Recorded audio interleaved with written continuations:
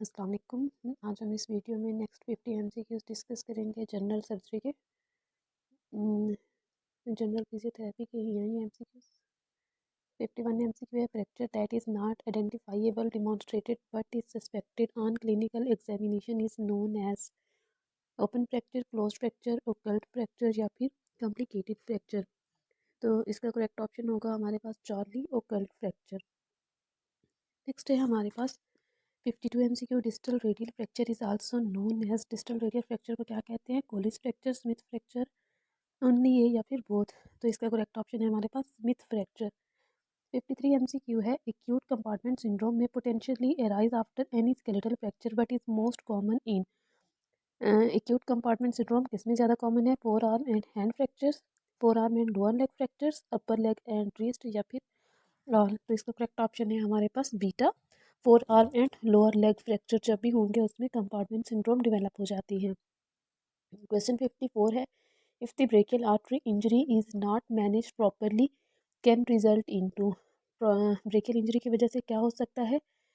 इसमें है लॉबस्टेस्ट fracture, Volkmann fracture, ischemic contracture, both या फिर नन। तो इसका करेक्ट ऑप्शन हमारे पास होगा beta, Walkman ischaemic contracture. Question 55 common bones of the dislocation of the hand.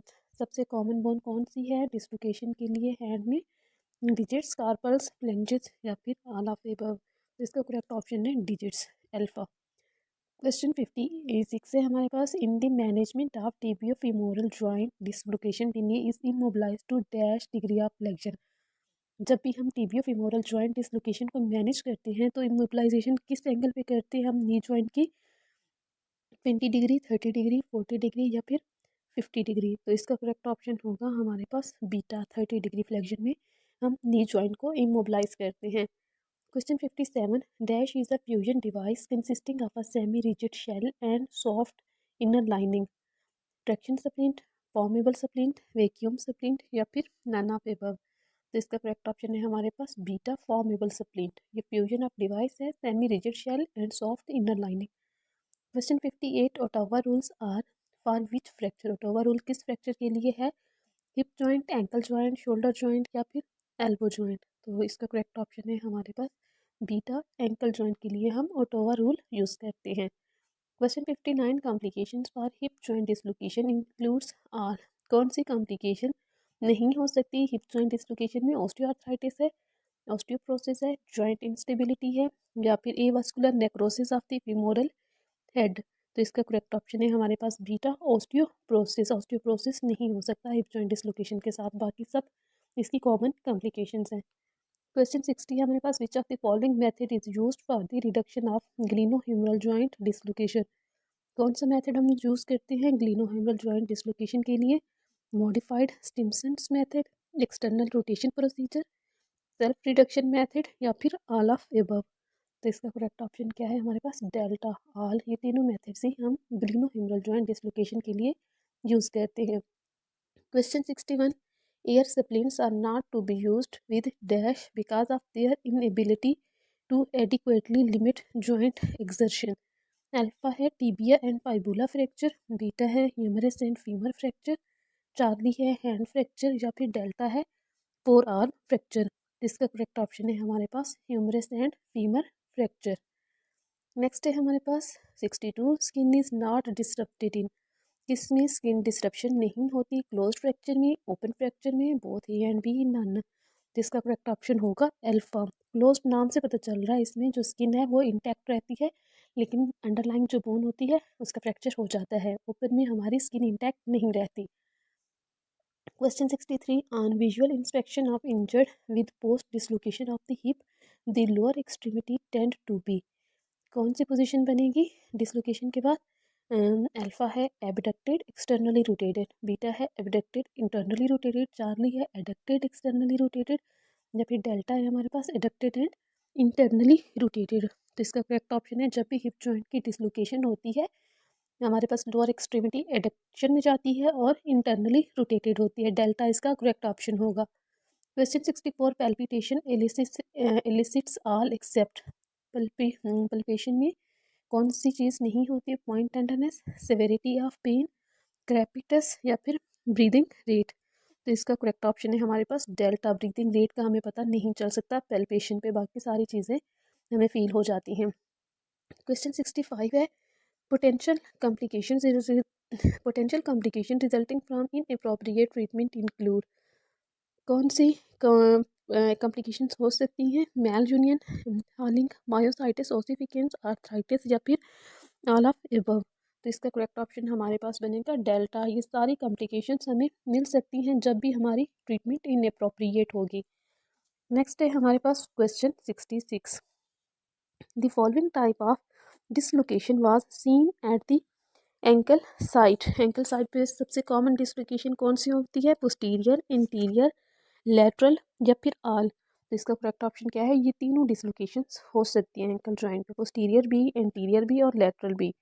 Delta इसका करेक्ट ऑप्शन होगा। क्वेश्चन 67 है grass joint instability is provided by which class of splint. Grass joint stability कौन सा splint provide करता है? Rigid splint, vacuum splint, soft splints या फिर traction splints. तो इसका करेक्ट ऑप्शन है हमारे पास अल्फा रिजिड स्प्लिंट्स। नाम रिजिड से ही पता चल रहा है, इससे हमें बहुत ज़्यादा स्टेबिलिटी मिलती है, gross stability. Question 68 if the medial epicondyle is fractured in which position wrist should be splinted. अगर तो एल्बो जॉइंट में मीडियल कोंडाइल का फ्रैक्चर हो जाए तो फिर हम कौन सा जो स्प्लिंट यूज़ करेंगे? Pronation and extension, pronation and flexion, supination and flexion या फिर डेल्टा है सुपिनेशन एंड एक्सटेंशन। तो इसका करेक्ट ऑप्शन है हमारे पास बीटा।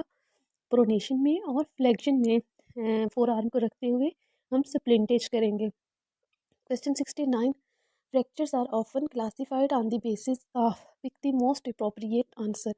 किस बेस पे हम फ्रैक्चर्स को क्लासीफाई करते हैं? Orientation based, anatomical location of pathology, alignment या फिर ऑल ऑफ एबव। तो इसका करेक्ट ऑप्शन है हमारे पास बीटा, एनाटमिकल लोकेशन ऑफ। अच्छा, नेक्स्ट हम कर रहे थे fractures are often classified on the basis of the most appropriate answer. किस बेस पे हम फ्रैक्चर को क्लासीफाई करते हैं? ओरिएंटेशन के बेस पे, एनाटमिकल लोकेशन ऑफ पैथोलॉजी के बेस पे, अलाइनमेंट के बेस पे या फिर इन सब के बेस पे। तो मोस्ट कॉमन क्लासिफिकेशन किस बेस पे होती है? Anatomical location of pathology, beta इसका करेक्ट ऑप्शन। क्वेश्चन 70 है Ottawa rules can not be applied particularly to which age group. किस एज ग्रुप पे हम ऑटोवा रूल जो कि एंकल जॉइंट के लिए हम यूज़ करते हैं नहीं एप्लीकेबल हो सकता? Less than 18, less than 30, less than 40, less than 50। तो इसका करेक्ट ऑप्शन है लेस देन 18 ईयर एज भी हम इस रूल को अप्लाई नहीं करते। क्वेश्चन 71 है based on the orientation of fragments skeletal fractures may be described as all but the following. Transverse, oblique, comminuted या फिर सेंट्रल। तो इसका करेक्ट ऑप्शन है हमारे पास डेल्टा। क्वेश्चन 72 है knee joint dislocation are described as interior, posterior, medial, lateral and. इसके बाद चार तो डिसलोकेशन हमें बता दी गई हैं। फिफ्थ डिसलोकेशन कौन सी होती है नी जॉइंट की? सेंट्रल, रोटेशनल, सुपीरियर या फिर कॉम्प्लिकेटेड। तो इसका करेक्ट ऑप्शन है हमारे पास 72 का बीटा, रोटेशनल डिसलोकेशन। क्वेश्चन 73 है dislocation of all but what joint highly result in neurovascular compromise. इस जॉइंट की डिसलोकेशन की वजह से न्यूरोवास्कुलर कॉम्प्रोमाइज होते हैं? स्टर्नोक्लेविकुलर, नी, एल्बो या फिर शोल्डर। तो इसका करेक्ट ऑप्शन है डेल्टा, शोल्डर। शोल्डर जॉइंट की डिसलोकेशन की वजह से न्यूरोवास्कुलर कॉम्प्रोमाइजेशन हो जाती है। क्वेश्चन 74 है potential complications resulting from SCG supracondylar joint subclavian joint dislocation do not result in lesion 2। किस में लीजन्स नहीं हो सकता? सुपीरियर वेना कैवा है, सबक्लेवियन वेस्कुलेचर है, स्केपुलर सर्कमफ्लेक्स आर्टरी या फिर ट्रेकिया। तो इसका करेक्ट ऑप्शन है हमारे पास चार्ली, स्केपुलर सर्कमफ्लेक्स आर्टरी। 75 है what splints must be regularly monitored and adjusted for changes in temperature as well as atmosphere pressure. किसको हम रेगुलरली मॉनिटर करते हैं और एडजस्ट करते हैं? एयर, पिल्लो, रिजिड या फिर फॉर्मेबल। तो इसका करेक्ट ऑप्शन है हमारे पास अल्फा। ईयर स्प्लिंट्स जो हैं उनको हम रेगुलरली मॉनिटर भी कर सकते हैं और एडजस्ट भी करते हैं। क्वेश्चन 76 है the term tracheal tugging means. Tracheal tugging का क्या मीनिंग है? The Adam's apple is pulled upward on inhalation. Beta है the Adam's apple is pulled downward on inhalation. Charlie the Adam's apple is pulled upward on exhalation. The delta है the Adam's apple is pulled downward on exhalation. तो इसका correct option है हमारे पास alpha. The Adam's apple is pulled upward on inhalation. Question number 77 है हमारे पास, auscultation of lung will determine. Lung की अस्कल्टेशन से हमें क्या पता चलता है? क्वालिटी ऑफ रेस्पिरेशन, बीटा है the efficiency of air movement, Charlie both या फिर नन। तो इसका करेक्ट ऑप्शन है बोथ। हमें क्वालिटी ऑफ रेस्पिरेशन भी पता चलती है अस्कल्टेशन पे और एफिशिएंसी ऑफ एयर मूवमेंट भी। क्वेश्चन 78 है the snoring sound would be an indication of. Snoring sound किसकी इंडिकेशन है? Upper airway obstruction, lower airway obstruction, upper airway narrowing, lower airway narrowing. तो इसका करेक्ट ऑप्शन है हमारे पास alpha. Upper airway obstruction जब भी होगी तो स्नोरिंग साउंड प्रोड्यूस होती है। क्वेश्चन 79 है strider sound would be an indication of. Strider sound कब मिलती है हमें? अपर airway obstruction, lower airway obstruction, upper airway नर्विंग या फिर लोअर एयरवे नर्विंग। तो इसका करेक्ट ऑप्शन है अल्फा। अपर एयरवे ऑब्स्ट्रक्शन में ही हमें स्ट्राइडर साउंड मिलती है। स्ट्राइडर और स्नोरिंग हमें दोनों अपर एयरवे ऑब्स्ट्रक्शन की वजह से मिलते हैं। क्वेश्चन 80 है हमारा absent lung sounds refer to. जब कोई लंग साउंड नहीं होगी तो क्या होगा हमारे पास? कंप्लीट ऑब्स्ट्रक्शन है, कोलैप्स्ड लंग्स है, बोथ या फिर नन। तो इसका करेक्ट ऑप्शन है हमारे पास चार्ली। जब भी कंप्लीट ऑब्स्ट्रक्शन हो तब भी लंग से हमें कोई साउंड नहीं मिलेगी स्कल्टेशन पे, और कोलैप्स्ड लंग में भी। क्वेश्चन 81 है wheezing secondary to asthma most common adventitious sound in athletes. ये ट्रू है या फिर फॉल्स? तो ये स्टेटमेंट हमारे पास ट्रू है। क्वेश्चन 82 है रोंकाई rattling sound, moist sound, whistling sound या फिर हार्श साउंड। रोंकाई हमारे पास इनमें से कौन सी साउंड होती है? क्वेश्चन 82 में अल्फा रेटलिंग साउंड। रोंकाई क्या है हमारे पास? Rattling sound. उसके बाद है 83 क्रेकल्स। क्रेकल्स क्या है हमारे पास? Rattling sound, moist sound, whistling sound या फिर हार्श साउंड। तो इसका करेक्ट ऑप्शन है हमारे पास बीटा, क्रेकल्स मॉइस्ट साउंड है। Beijing, rattling sound, moist sound, whistling sound या फिर हार्श साउंड। तो इसका करेक्ट ऑप्शन है हमारे पास चार्ली। वीजिंग क्या होती है? विस्लिंग होती है।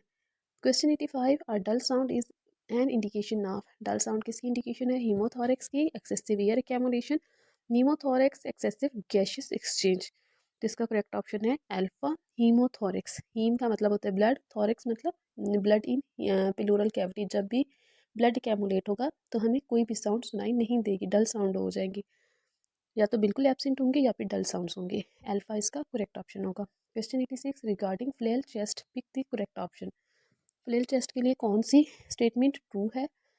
Fracture of two or more adjacent rib in two or more places. Beta है can cause the chest to move paradoxical manner during the inspiration.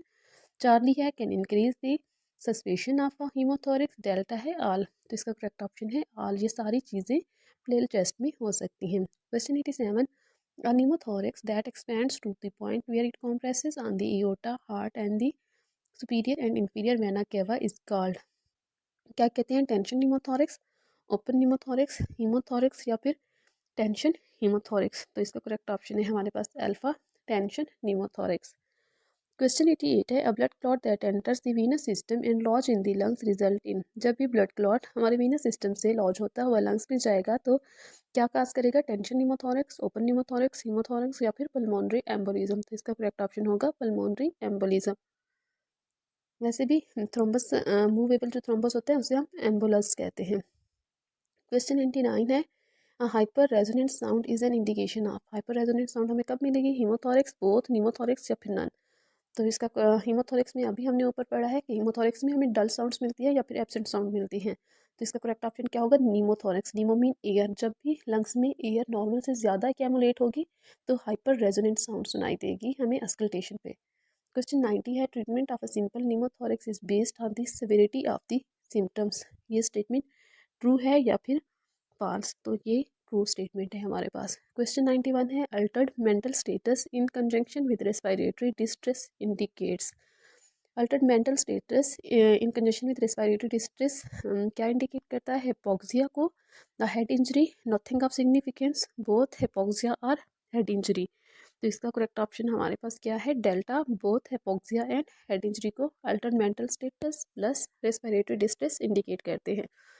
Question 92 है wheezing heard on the auscultation of the lungs may indicate. Auscultation पे हमें wheezing sound सुनाई दी है तो ये क्या चीज़ को, किसको इंडिकेट करेगी? नमोनिया को, एस्थमा को, हाइपरटेंशन को या फिर नीमोथोरेक्स को। तो इसका करेक्ट ऑप्शन है हमारे पास नीमोथोरेक्स, अभी भी हमने ऊपर देखा है। क्वेश्चन 93 है rib fracture should be suspected with. कब रिप फ्रैक्चर को हम सस्पेक्ट करेंगे? The hard hit to the stomach, beta है shortness of breath, Charlie localised tenderness and palpitation, delta है both shortness of breath and localised tenderness. तो इसका correct option है हमारे पास डेल्टा।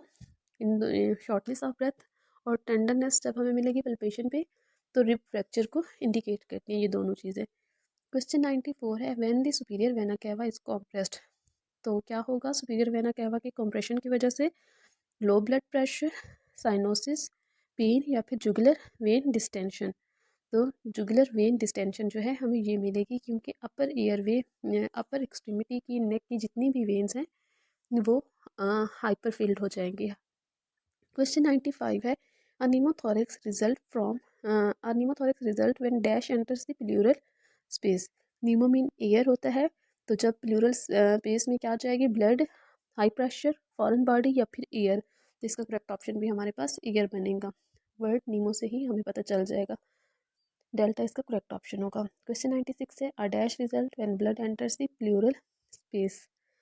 क्या होगा जब ब्लड प्लूरल स्पेस में होगा? नीमो मीन एयर होता है, टेंशन नीमोथोरेक्स, हीमोथोरेक्स या फिर blood clot.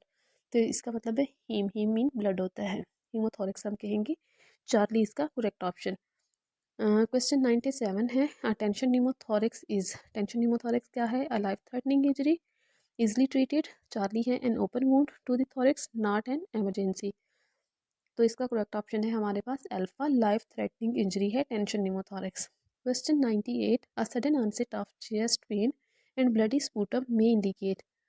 Suddenly chest pain हुआ है और साथ ब्लडी स्पूटम है, तो ये किस चीज़ को इंडिकेट करेगी? Asthmatic attack, tension pneumothorax, pulmonary embolism या फिर ब्रोंकाइटिस। तो इसका करेक्ट ऑप्शन है हमारे पास चार्ली।